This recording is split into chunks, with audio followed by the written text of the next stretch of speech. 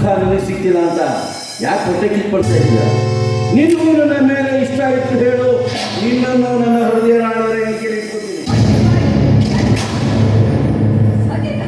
ಕಾರಣನಾಗಿ ಸಂಬಂಧಿರುವ ನಿನ್ನ ದೊಡ್ಡ ಮನೆ ಚೆಂಡಾಡಿ ಚಾಮುಂಡಿ ಹೇರಿದಾಗ ರಕ್ತವನ್ನೇ ಸೇರನೆ ಬಿಟ್ಟೇನು.